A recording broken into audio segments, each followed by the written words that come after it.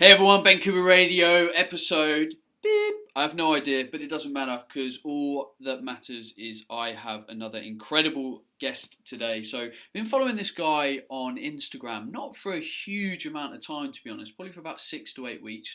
Can't remember who put me onto him, but I am a massive fan of his Instagram feed. Very rational information, and it's great to see more people straddling this medicine side of the fitness industry and this kind of health and well-being side of the industry. You would have seen Hazel Wallace, the food medic, on this show a couple of times. Big fan of her work. And today's guest is a similar guest, kind of straddling those two pathways. And I think we need more of that. I think we need more conversations between people in medicine and more people in health, because I remember when I was a personal trainer when I was younger, it was always like, oh, doctors are evil because they don't do anything with nutrition. It's like personal trainers are amazing, and actually there's there's friction on both sides, and we need to come together a lot more and have a lot better conversations about how we can essentially and productively inspire more people to make the right choices around their health and their fitness. But anyway, without further ado, Joshua Wolrich, welcome to the show. Good morning. Thank you very much for having me. I was gonna berate you for not following me for very long, but then you said kind things, so it's fine. I reeled it back. You were previously known as something else on Instagram. I was. We don't talk about that, right? Oh, do you not? No, I'm joking. We do. Yeah, no. I was. I was originally known as Unfattening. I had that handle for about 2.5 years, and I really liked it. And it still hurts me slightly that I had to get rid of such a catchy name, because no one can pronounce my name now, so it's really not helpful. But yeah, I had to change it, which I'm assuming you were going to ask me about. Well, now I'm intrigued. Was it a case of you had to change it, or your kind of position and brand evolved? Well, see, I think a bit of both, right? So I started my Instagram account as a weight loss account. I was on a journey of losing weight myself, and that's what you do, right? If you look up why to start an Instagram account on Google, number one is probably you're trying to lose weight, and therefore you need to start an Instagram account and post all the food and annoy everyone. So I decided that I would do the stereotypical thing and do the same, and it kind of evolved into something I wasn't quite expecting. As in, it evolved into people actually following me and caring what I was saying. And along the way, I kind of realized that my views on weight and health had shifted after kind of investigating some of the stuff a bit more. And I realized that the word unfattening came with it kind of connotations that I didn't agree with anymore. And people got certain impressions on reading it that I could justify, right? I could kind of say, yeah, no, that's not what it means. Like, here, let me explain it. But I realized and had to kind of just agree that if I was continuing to have to justify my message, then perhaps I needed to change my message. And so the name had to go. And I've kind of continued that that kind of feeling on towards some of the stuff that I'm doing at the moment as well, where if your rhetoric is harmful, it doesn't matter how much you enjoy it, doesn't matter how much you like it, you need to change it. I was going to pick up on that. You've lost loads of weight. So my first question is actually, how did you lose the weight? And I'm wondering if you lost the weight in that way, has your perspective changed? And the reason I ask is I lost all of my weight from being obese, 13 years ago now, and I did it following a low carb paleo diet, and that made me believe in that like intensely for quite a long period of time before I really got invested in the science of nutrition and went through university and studied it extensively. And now I know and have done for a while very different. I'm kind of intrigued by your initial journey and what you know and promote now, because what you've just said, not a lot of people are able to move on and allow their views to be challenged and change their narrative online. And you made a great post, I think it was on Sunday, about you almost apologised for some of the previous information that you'd put out because you know better. I do, yeah. I think it is difficult because it becomes kind of part of our identity, right? If we do something that works, and we start believing in it and we start wanting to kind of help other people. Like I think sometimes it comes from a place of of just wanting to help and going, well, this has worked for me. I want to share that with you because you look like you're struggling, and I can help you out. It is rare to kind of go from that and go, actually, hang on, maybe what I was doing wasn't quite right. And I think it helps that I am mega self-critical, which can be a positive and a negative, don't get me wrong. But I think I've managed to channel some of that in a positive fashion on Instagram. But I would say I probably went the same way as you. I initially went low carb because, I mean, I don't really know why, but that was just what I thought I was meant to do. And I quickly, I didn't stay there. So I actually kind of quickly went down the route of looking at some of the science behind it, using some of my kind of medical background to go, all right, this does it down to the kind of the crux of things. This just needs to be a calorie deficit. And so I kind of worked through that and worked out what was going to be the most helpful way of me being in a calorie deficit, because everybody is going to be different in that kind of way. But that kind of stuff, I mean, in an annoying way, that kind of stuff is simple. Like, and it's hard to say that kind of stuff because it's simple in kind of on paper, but it's not simple in practice. And the reason why I personally think it's not simple in practice is this whole stuff around people's relationship with food. And that's the kind of stuff that I've kind of gone down, and that's the route that I'm now kind of talking about on Instagram, whilst at the same time realizing that if we're ignoring all of that kind of stuff, the whole weight loss industry and the whole weight loss process becomes, in my opinion, incredibly problematic, and is doing more harm than good in some places. So I personally felt like Instagram wasn't the place where I should be promoting weight loss, because I feel like it's quite indiscriminate.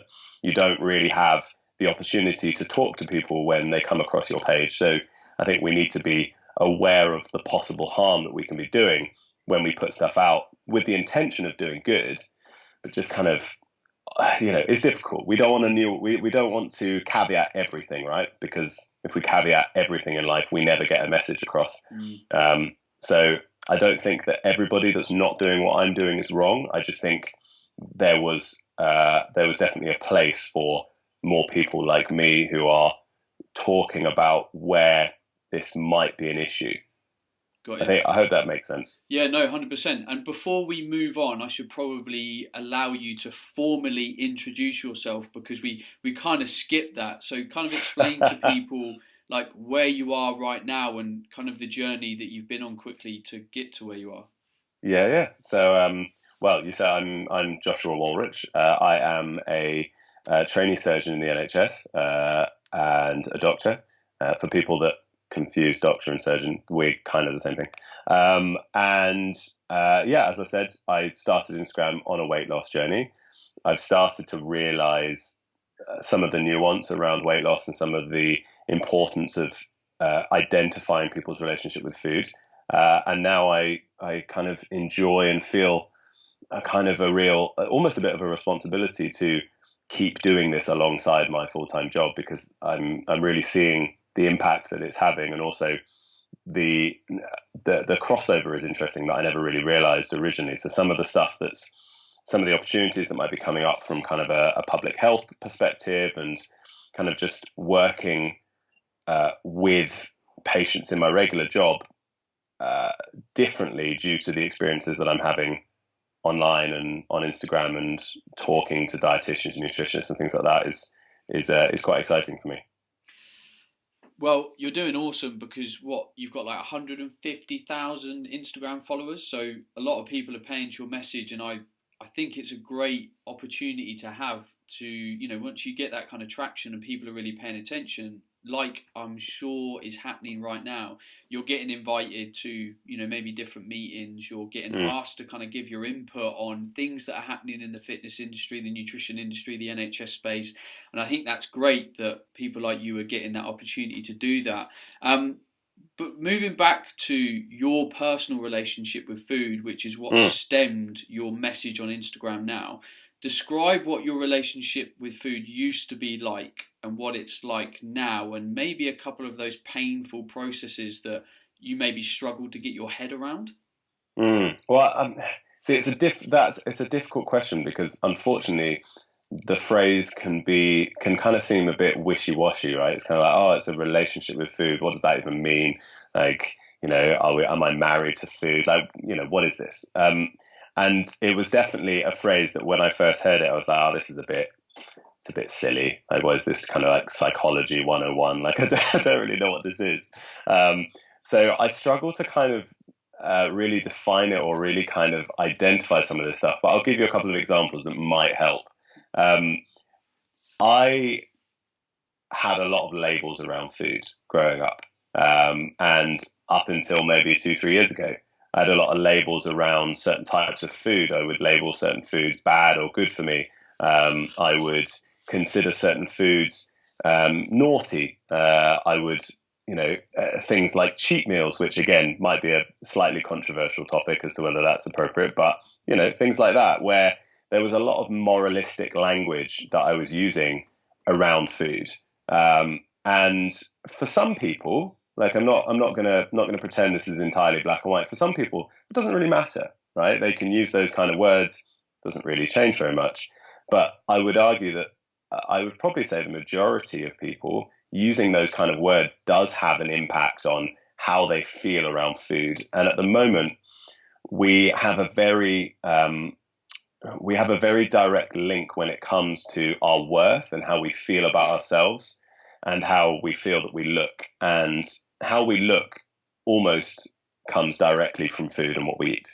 Obviously there's a lot of genetics involved and, working out, all this kind of stuff. But down to the crux of it, our food then gets related to our worth.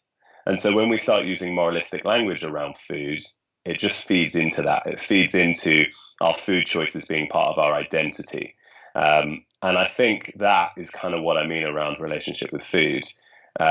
And I went from someone who used a lot of those words to now, even though it might seem a bit silly, being very specific about what words I use. So I don't use good or bad anymore. And I will kind of pick up on people saying those kind of things and be like, is it though? Like, what do you mean when you say I was bad yesterday? I was like, so you had a couple of pieces of chocolate. Like, does that mean you were bad? Like, I had this conversation with a friend literally yesterday, and she was like, well, no. And I was like, well, did you feel like physically uncomfortable? Did you eat so much that you were, that you felt unwell? She was like, no. I was like, well, then what technically was bad about that? Like, oh, well, it was bad for me. I was like, well, is it? Like, if you're having it every single day, every 2 hours, maybe, because it doesn't have much nutrients in it, but it's those words that kind of using the words nutrient sparse or nutrient dense, which again, some people would just be like, oh, that's just silly. It doesn't really matter. Just use the words bad and good. But it does play a big impact, whether that's consciously or subconsciously, on how we view certain things, and therefore how it influences our choices, and how it influences how we spend. I mean, we eat at least usually 3 times a day. Like, food is a big part of our life every single day.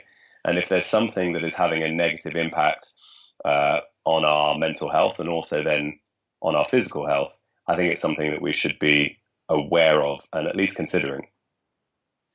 Because when you think, if we went back, this has been programmed into us from a very young age, and a lot of our parents would have used these phrases around food of good and bad.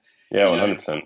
I'm in supermarkets, and every time you're in a supermarket, you'll hear a parent go, if you're good, I'll let you have this at the end of the shopping round. And it's used as a bartering tool the whole time. Yeah. The problem is, when we are released of that kind of control, of that dominance in our family environment, when we're an adult and we're thinking ourselves, well, we now have the decision to be good and bad all the time. And actually, being bad is kind of rebellious and naughty and kind of fun.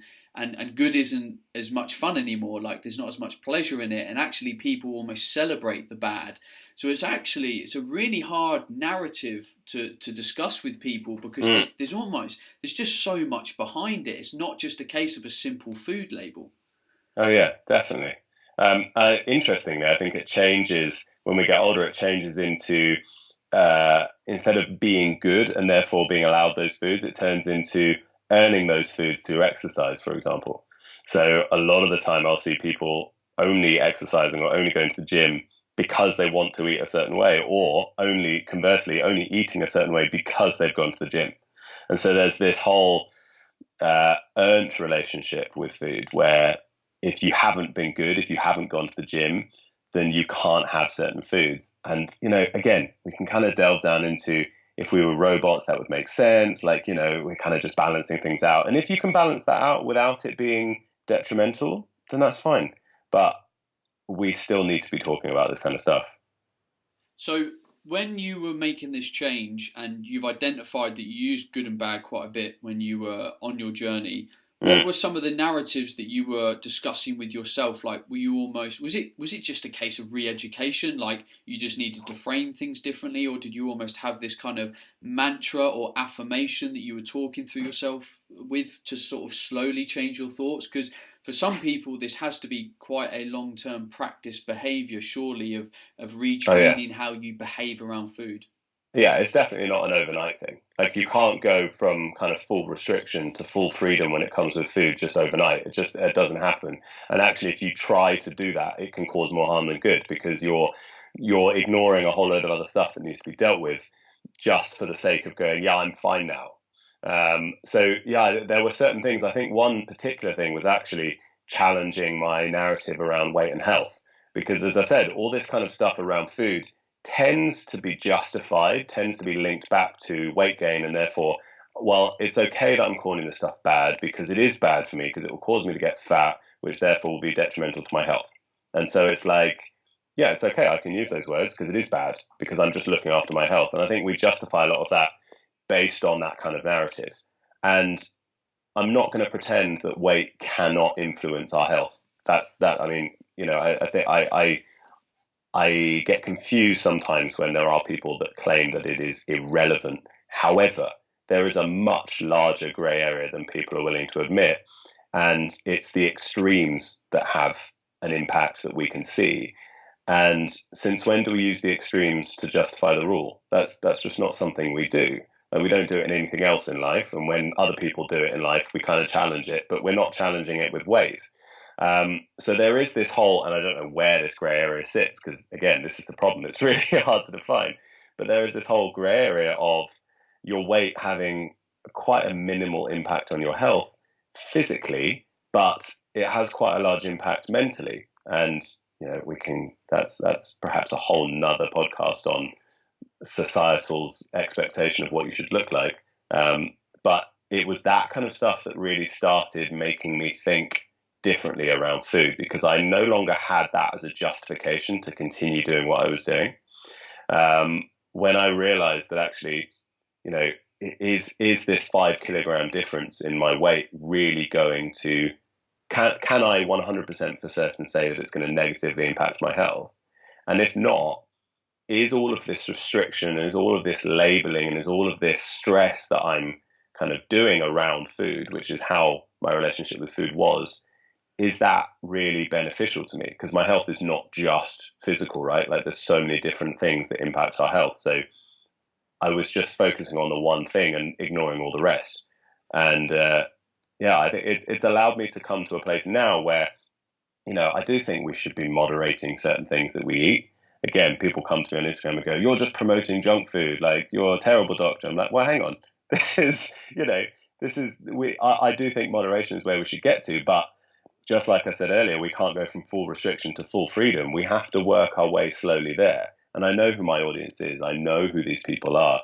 And I can't just go, okay, guys, sugar is detrimental to your health. If you have too much of it, you should only have this much. Because you create rules like that in people's heads and it becomes a restriction for them. And so they've got to work their way there.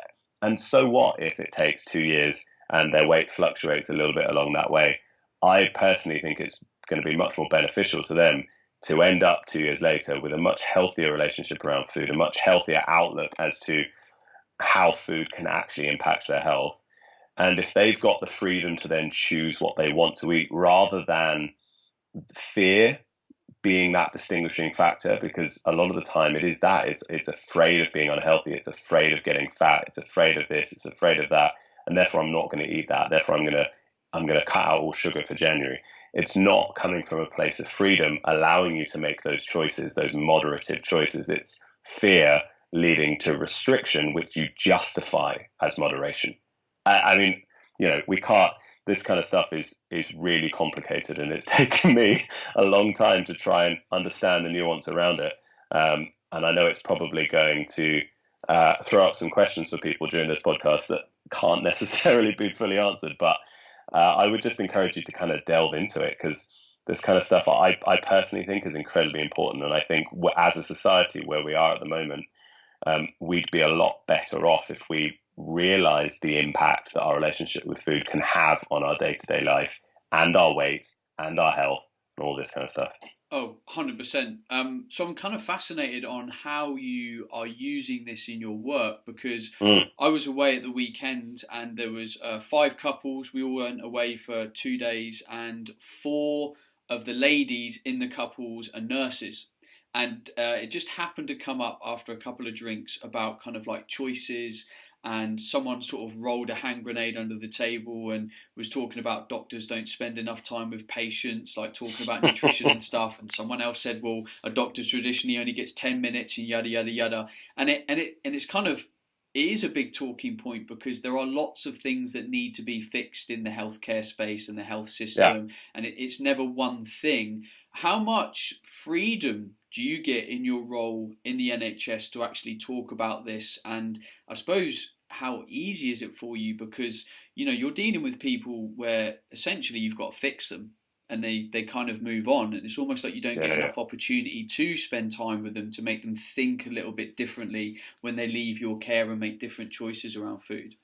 Well, especially within a hospital setting. So I do have freedom to be able to talk to them about this kind of stuff, but but the more relevant question is, do I have A, the time to, and then B, is it relevant? Like you said, at that period in time, especially someone coming into hospital as an inpatient, which are mainly the people that I'm seeing surgically, they're not coming in because, they want to have a general chat about their health. They're coming in because they've broken their leg, for example. And so if I just go, let's ignore the leg for a second. Let's talk about your relationship with food. They'd be like, can I have a different doctor, please? Like, that's just not, it's not what they want. That's not what they need either. So a couple of things to that. I would say, yes, that we do get very minimal training in nutrition, at university. In a way, I'm at two minds as to whether or not that's necessarily a bad thing. And that's not necessarily, I don't think that's the answer that you hear from many doctors at the moment. There are a lot of doctors saying we must have more nutrition training. We have to have it. It's a disgrace. It's terrible. Some of that I agree with. I think that we need to have a better overall understanding of how nutrition can impact someone's health, not from a food is medicine rhetoric, but from a food is important, and let's have a bit more knowledge about it so that we can give patients good general advice, not specific advice. And the reason why I don't think we need to be giving specific advice is because we're not nutritionists, we're not dietitians. And you could play exactly the same argument from a devil's advocate perspective in terms of exercise, right? So we don't have any kind of exercise mechanics or biomechanics or anything. We don't have that kind of training at medical school either. But we have physiotherapists that we refer patients to. Yeah. So our job as doctors is not to make everybody else's role redundant. Like, there are lots of different people within the multidisciplinary team that have an impact positively on a patient's health. And if we start thinking that we can negate all of those because we've learned a little bit about nutrition, that's going to end up causing more harm than good. And I'm slightly concerned that that's the current path that we're going to, where we're going to start teaching medical students a bit about nutrition, and they're going to start thinking that nutritionists and dietitians are irrelevant. Because, we're doctors, we know what we're talking about, we're clever, we've gone to medical school. Now I know a bit about nutrition. I'm just going to tell patients how they should eat. And so I am slightly concerned, and that's why I want to make sure that I'm hopefully getting involved in those kind of discussions, because I think we need to be careful how we're teaching this stuff. So that's number one. Yeah, nutrition is important. I think we need a bit more of an overall knowledge base on it. but I don't think we need to be replacing the role of dietitians or nutritionists. I think we just need to start having more respect for them and using them more effectively if we can. And number two, that's not, so the nutrition side of things are important, but that's not how I'm actually carrying over this kind of stuff into my day-to-day work. I'd say the main way I'm carrying this stuff over is by challenging weight stigma.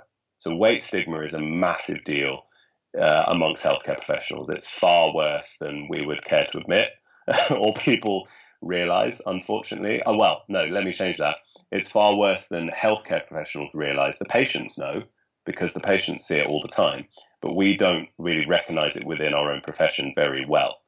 And there's a lot of stuff. I think that was the post you were talking about that you saw of mine on Sunday, which was where I know for a fact that when the majority of doctors see a patient that they would class as overweight or unhealthily overweight, there are certain judgments that get made, and rightly or wrongly, some judgments may have some basis in fact, but a lot of them are just pure stigma, with assuming that their symptoms may not be as genuine as they appear to be, because maybe they're just in more pain because they're overweight, or it's kind of their fault really because they're just lazy or they've let themselves get to that, and it's stuff like that that is inherently built into our perception of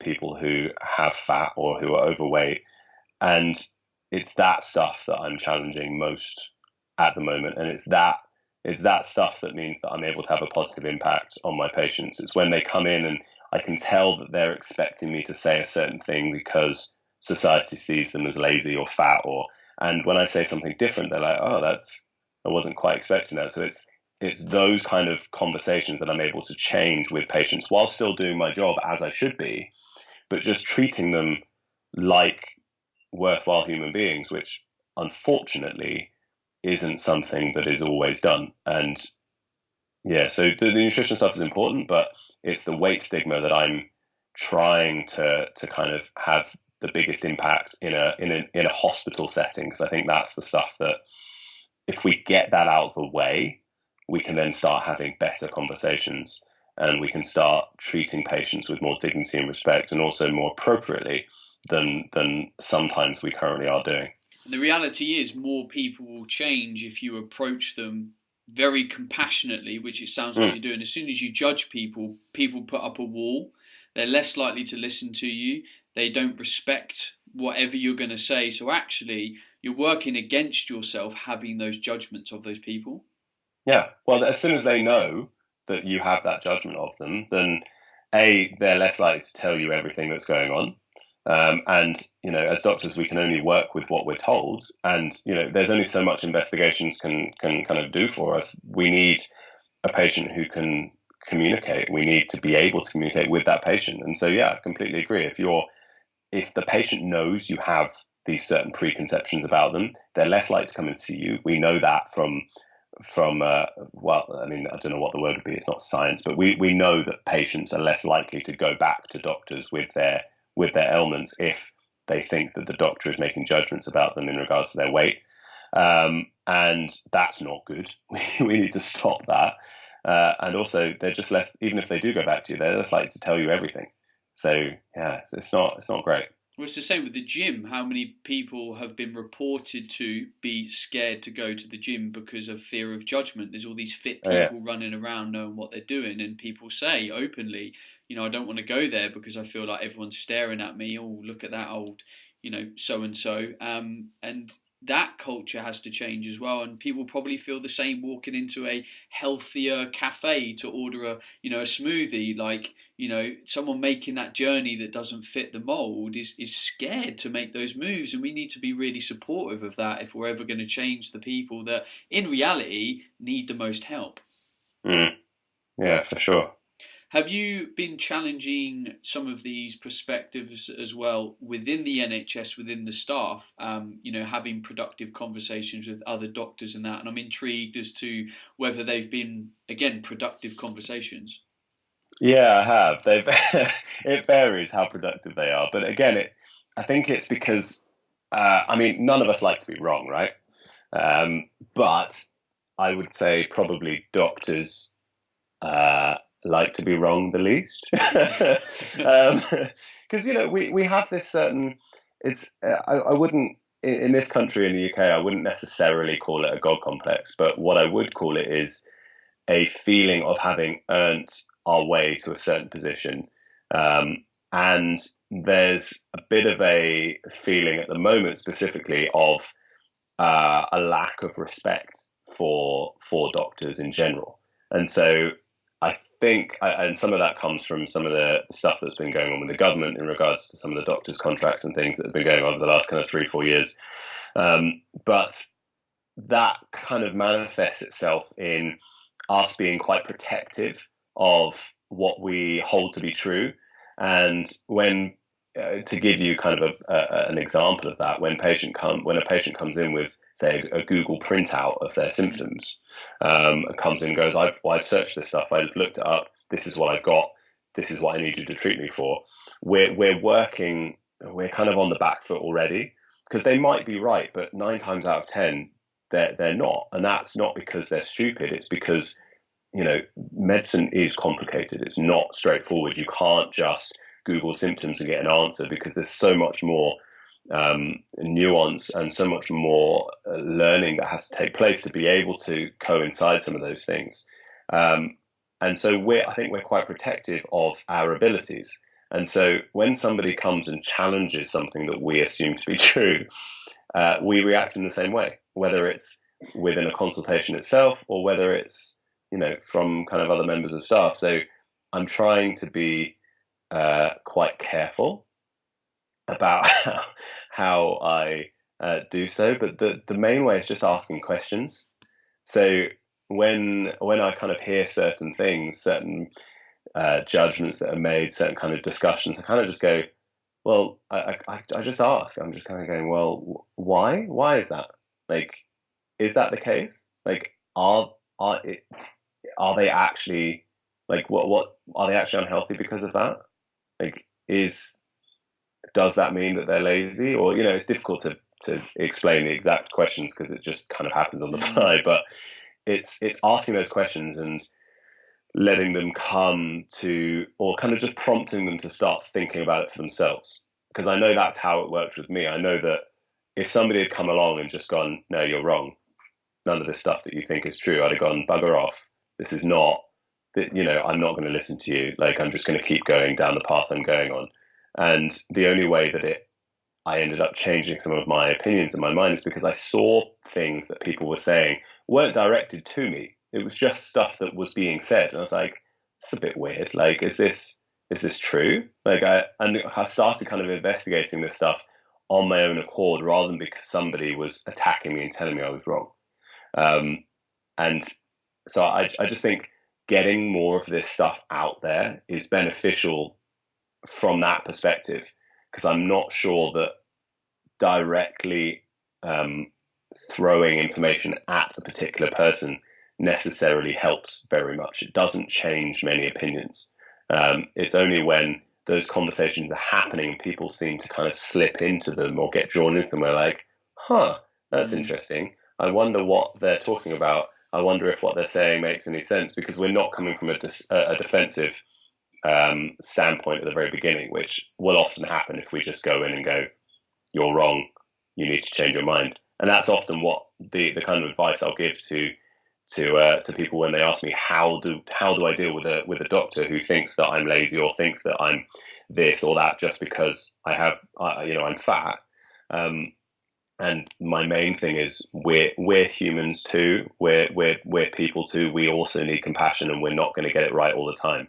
And I think if you kind of come to your doctor understanding that, going, yeah, they do have a knowledge base, but at the same time, as much as they're meant to be giving you more compassion, and that's true because you're the patient in this scenario, they're also human and they also get things wrong. And so coming at them with a bit of compassion, going, I get that you have these preconceived ideas about me. I don't hate you for it. Maybe have a think about this. I respect your opinion.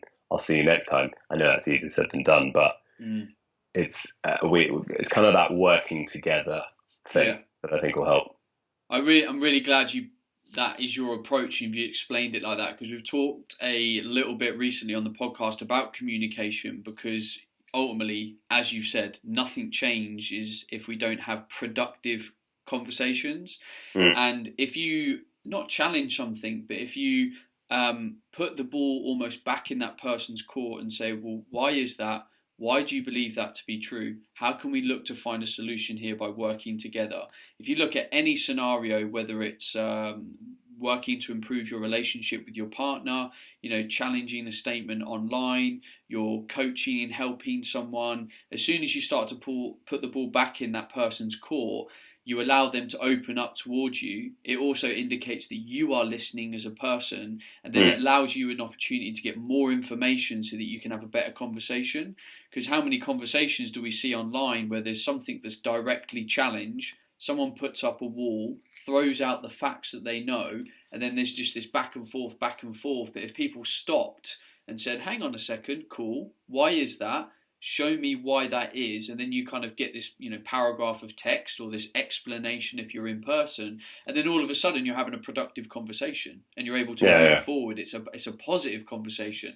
So I really like how you framed that. Online is difficult. I think a lot of the time, and the way I see some of this stuff is because I spend quite a lot of time. I don't like the phrase calling people out, but I do that quite a bit because I think people need to take a bit more responsibility about the absolute rubbish information that they're putting out. And so I will spend some time challenging that stuff. The problem with online is that the benefit of me calling that stuff out is not to change the opinion of the person that put the information out, because actually that's really hard to do over the internet. It's almost impossible. Sometimes it's possible, but it's rare. The reason why I'm leaving a comment saying this is not true, this doesn't make any sense medically, you can't change the pH of your blood through food, or whatever it's about, is to give the people that are seeing that post an alternative opinion, or in my mind, the more factual opinion. And I'm not always going to be right, but I tend to be quite selective with what I call out because I don't want to be wrong about this stuff. I know a lot of people will just call out everything and just see what sticks, but I'm quite, again, self-critical, so I'm quite selective about what I would do. So some of that stuff, so for example, alkaline diets, it is absolute nonsense. There's no medical merit in any of that kind of stuff. So I will call that out pretty much every time I see it. I'm doing that for the benefit of the people seeing those posts. I'm not doing it for the benefit of the person making that post. If they change their mind, that's amazing, but that's not really going to happen. And so I have actually slightly changed my approach more recently, because I would do it in a way that the comment would be there for a while and then I'd get it, and then it would get deleted and I'd get blocked. And that's defeating my whole point, right? Like that might make me feel good in the moment that I'm like, yeah, I've done my job, but I haven't, because that's pointless. So if the comment gets deleted and I get blocked, what's the benefit of having done that? Nothing. There's no long-term benefit at all. So I'm trying, although it's not always so easy, to be slightly more polite with my disagreement, so that the comment gets left there. Because I want that in the grand scheme of things, I want that there permanently, so that people seeing posts within their own bubble on social media who believe this kind of stuff will actually get exposed to seeing these kind of comments to go, hang on, what do you mean people don't think alkaline diets do anything? And that's how we're going to start making change. It's not from being abusive to people, even though it might make us feel better. What about as well, and I agree, what about as well reaching out personally to the people that are making the posts and making them and explaining your perspective on it? Because that's usually my approach. I'll send someone a message and say, great post today, but I'd review how you framed that, because actually we know that the alkaline diet doesn't hold any scientific merit, and then you can make your explanation and then kind of digest your position as well. I don't know if you ever use that as approach as well. It tends to be my approach when challenging social media stuff usually. Sometimes, but I'll pick and choose when I do that. And I think it really depends who the person is. Sure. So if if I can tell that they generally have quite a good approach to some of this stuff, and then there's like one post that's just like that, I'm not sure they realize that's gone too far the wrong way, then I'll message them and I'll be like, this is not, it's not necessarily the best thing. This might be why. And there are a couple of conducive conversations I've had after having done that. But let's give an example, right? So the medical medium, who is a charlatan online, there's no other word for him, who has no medical or nutrition qualifications whatsoever, who is the person that started the celery juice craze, and who portrays and says that celery juice can cure pretty much any autoimmune ailment you have, specifically skin conditions. Now, if I reach out, like it's just going to do jack all. Yeah. Like reaching out to him is going to do nothing. And actually, I left quite a standard, quite polite message and got blocked immediately on his page. So he actually he has a very, very tight rein over his Instagram profile, and he will block any disagreement, even if it's polite, which says it all, really, to be honest. But there are going to be certain situations where it's just pointless. Yeah. And I have a full-time job. I don't have the time to be messaging people, left, right, and center personally about this kind of stuff. Like, that's my time for a lot of this stuff is going to be best served leaving a polite comment that more people are going to be able to see, rather than messaging someone personally, getting no response, or just getting a no, you're wrong because of this. Because unfortunately, a lot of these positions have, like we said at the very beginning, have become identities. And so one conversation is not going to change that at all. Yeah. And as much as I would love to have all the time in the world to have all the conversations in the world with all the people in the world, I don't. So I've got to pick and choose my methods appropriately to do the most good in the shortest amount of time. And that, I don't always get it right, but I think I'm a relatively good judge as to whether messaging someone personally is actually going to change anything. But yeah, I mean, we'll see. No, I agree with your approach 100%. You've got to look at the person and the situation, their track record, as you say, someone that's classically putting out bullshit after bullshit after bullshit. You're going to get that response. But someone, if their whole profile is called Alkaline Human, which one of them is, you're not going to get. Do you know what I mean? Yeah, that's their identity. That's who they are. You're not going to change. It's like messaging someone who's vegan for ethical reasons and saying, you know what, actually killing animals isn't a bad thing. Like, how is that going to be a productive conversation? It's not. So why are you doing it? Like, that's just not going to help. I agree. Nice. So Joshua, like, wrapping up this show, how would you like people to kind of move forward? How would you almost like to leave today's podcast and challenge people in a productive way to see food a little bit differently, see their relationship with food a little bit differently, and maybe with themselves have a little review of their narrative that they kind of tell themselves? How would you like to leave a thought with people today? It's difficult. I would probably say the best thing, and the thing that even though I had kind of personal experiences in this, the thing that really made an impact for me was starting to gain a little bit of insight into how the way that you do things isn't necessarily going to be how everyone else also does them. And I know that seems like a really simple thing to say, but let's bring that to relationship with food, for example. There are some people who can use calorie counting incredibly efficiently, incredibly effectively. They can lose weight with it. They can keep a relatively good relationship with food, and therefore they can keep the weight off afterwards. That's not necessarily the norm, though.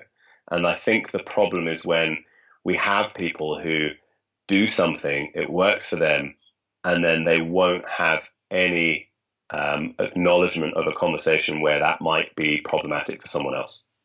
And so, for example, I'm at a place now with my relationship with food most of the time where I could track what I'm eating from a calorie and macro perspective, and it may not be harmful to me. I know there were certain points, even just a few months ago, where I was quite there was a lot of stuff going on at work, and there was a lot of kind of stress going on. And so actually, I couldn't do it at that point because it wasn't just about my relationship with food anymore. It was about the whole picture. And so there is this nuance that people ignore about everything, whether it be the certain diet that you're choosing, whether it be the statements that you're making about weight. And so I feel like I might be going in circles very slightly here. However, I think we need to start being exposed and being willing to talk to people who have had bad experiences with the things that you think are really good, and be willing to talk to them, not from a perspective of, oh, well, they just did it wrong. If I show them how to do it right, they wouldn't have had that bad experience. But actually, from a perspective of maybe that wasn't right for them. Maybe that wasn't the best idea for them at the time. Maybe they're right. And I don't think we take some of this stuff seriously enough. So yeah, challenge what you think to be true just because your experiences have worked well, and get a bit more involved, especially if we're coming from a perspective of giving advice to other people. Start being a bit less dogmatic about your rhetoric, because it's not helpful. It's really not. Awesome. Mate, legend. Thank you so much for giving your time up today. I think this has been a really nice, productive conversation. I think we've challenged people in a humble way to think a little bit differently, and getting your perspective from both healthcare and the medical side. Working in the NHS is absolutely awesome. Where can people find you? Where's the best place to follow? I follow you on Instagram. Don't stop. You're doing very good, but I'm sure there's other places you like to chat. Well, you'd say that, but again, full-time job. So one social media channel is enough. Yeah, I think my friends and family would agree. So Dr Joshua Wolrich on Instagram would be the main place to find me. I am due to start a podcast soon, and I have a Patreon that you can, but all of that you can access via the link within my Instagram. So just find me there. That's going to be the easiest way. Come and send me a message. I read them all. I can't reply to them all, but yeah, come and find me on Instagram. Awesome. Legend. Well, thank you very much for giving up your time. If you're listening to this podcast and you want to reach out to Joshua, then Instagram is the place. If you've enjoyed this show and you think it could help someone else, that is the aim of this show ultimately, then please forward it to them, email it, share it on social media, tag someone in, give the gift of knowledge and perspective to someone else. If you have never left a review of this show, please do. Nip over to iTunes, take you 30 seconds, and it helps more people find this show and get educated about food, about training, about mindset, and all of this juicy stuff. Who is going to be the guest next week? I've no idea. We'll wait and find out. Otherwise, the only thing left for you to do is go and have an awesome day. Goodbye.